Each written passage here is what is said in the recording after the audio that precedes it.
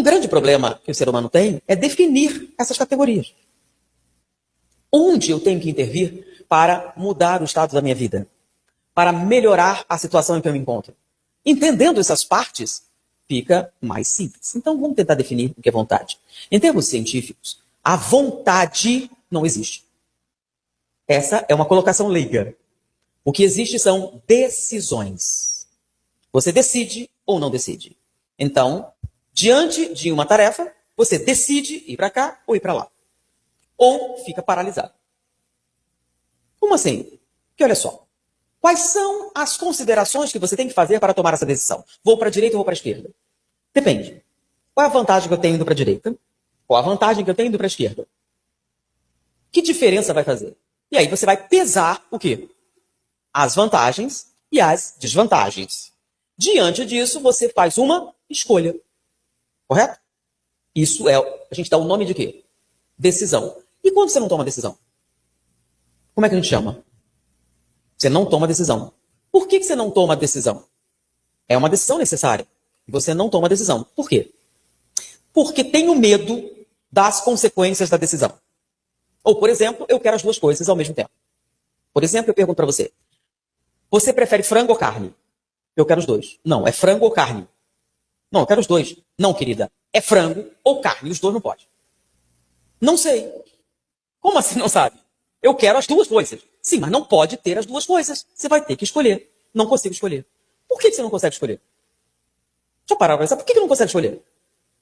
É simples. Qual que você gosta mais? Eu gosto dos dois. Então, qual que é mais barato? Os dois têm o mesmo preço. E agora? Não consigo escolher. Vamos colocar numa outra situação que talvez seja mais fácil de entender.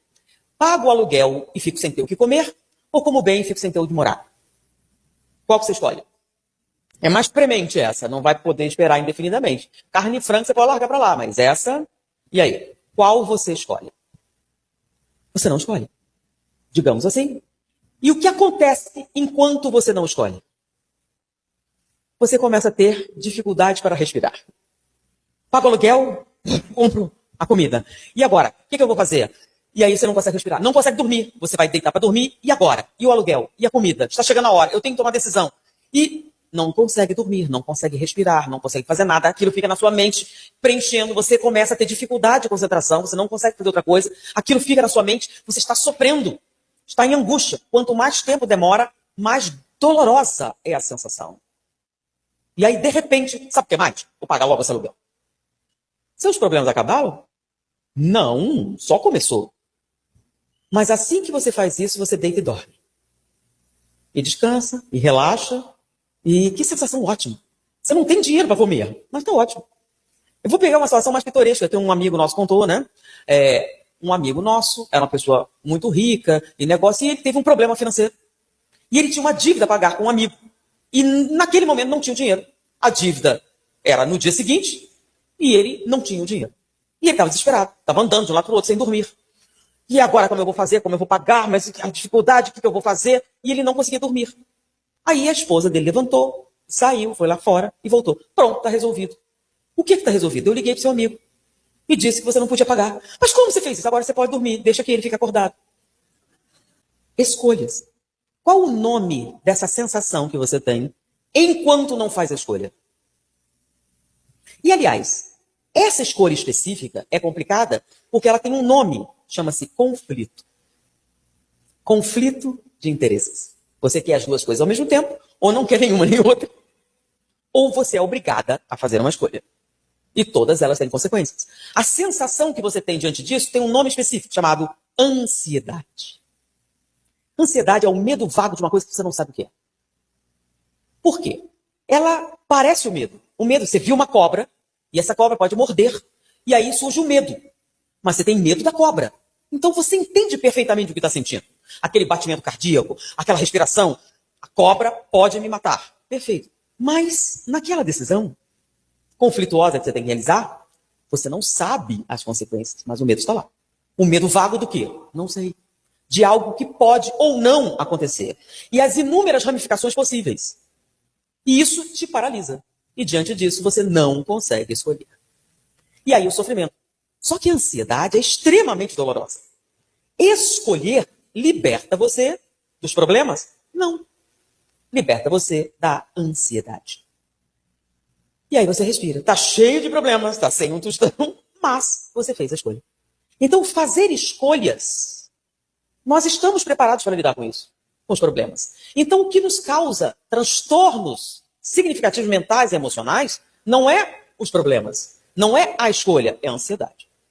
Não escolher, ou adiar a escolha indefinidamente, com medo do que pode ou não acontecer. Mas espera aí, por que tão sofrida a ansiedade? É porque, sem você ter consciência, você está o tempo todo construindo cenários apocalípticos. Inconscientemente. Então, o problema sumiu e você sabe que não. Então, você está aqui, acha que esqueceu, mas lá em off, o que acontece? E se? E se? E se? E se? E a área do cérebro que constrói cenários apocalípticos possíveis, a área da imaginação, é uma das áreas que mais consome energia no cérebro. Ela é uma área muito complexa. Pensa bem, você está construindo um cenário que não aconteceu. Uma coisa é você lembrar do que você viveu. É muito simples. Agora, construir alguma coisa que não aconteceu ainda, você morrendo de fome, pedindo dinheiro de porta em porta, na miséria, não aconteceu. E você vai ter que construir essa imagem. Então, o trabalho que envolve é muito grande. Então, manter isso durante um determinado tempo é extremamente estressante, desgastante. E com o passar do tempo pode evoluir até para patologia física. Você começa a desenvolver enfermidades, porque o desgaste mental desses cenários IC, constantemente na sua vida, começa a afetar o seu funcionamento. Começa a tirar, você começa a ter problema de concentração, problema para dormir, problema para isso, para aprendizado, para um monte de coisa. Mas espera aí, mas eu não estou pensando nada. Ah, você acha que não? Por isso a gente dá o nome de quê? Tem alguns mecanismos, a gente chama mecanismos de defesa do ego. E um deles chama-se fuga ou negação. Você finge que não viu ou finge que não sabe. E aí o que acontece? O problema deixa de existir? Não. Ele parece que deixa, conscientemente.